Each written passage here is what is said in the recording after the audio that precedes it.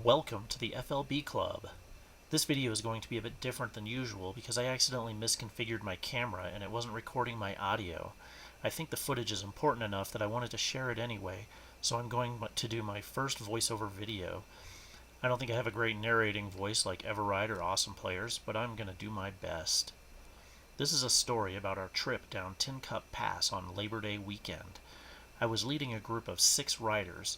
We were heading toward Tincup, Colorado, and were just below Mirror Lake when we came upon a group of riders on a mix of ATVs, motorcycles, and side-by-sides.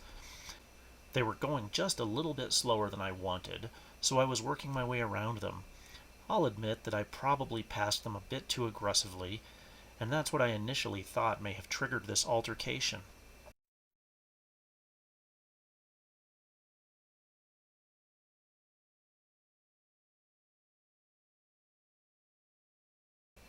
Note the man on the ATV to my right with his child in front of him.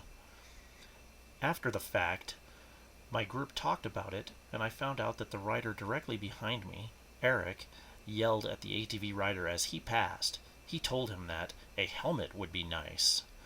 Apparently this sent the ATV guy into a rage. I had already passed him and wasn't thinking any more about it. What I didn't know is that behind me, the ATV rider was chasing Eric and driving erratically, swerving toward him and coming dangerously close to causing a collision. Attempting to get away from the raging ATV rider, Eric passed me on the left. I was a bit confused because I was supposed to be leading this ride, and I didn't realize anything was going on.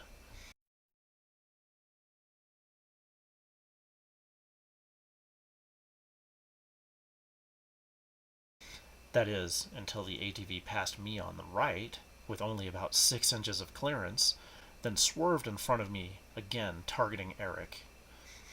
I didn't really understand what was going on at the time, but I was angry at him for passing me so close and aggressively on the right. I pulled up near him and yelled, asking him if he was trying to kill me. He yelled something back, but our engines were so loud I couldn't understand him.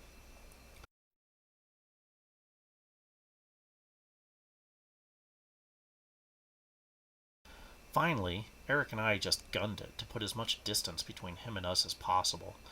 In retrospect, it would have been safer to keep him in front of us so that we could keep an eye on things. But when tempers are up and adrenaline is flowing, people don't always react the way they should. So what could we have done differently to avoid this situation? For one, I should have been a more responsible ride leader. The group I was passing wasn't going so slow that I just had to get around them. Secondly, while I agree with Eric's sentiment that a helmet would be nice, especially for the child, he could have kept it to himself. Judging by how impossible it was for me to understand what the ATV rider was yelling during our brief shouting match, the man on the ATV could have interpreted Eric's comment as something else entirely. So what would I say to this man on the ATV if we could sit down and have a rational discussion?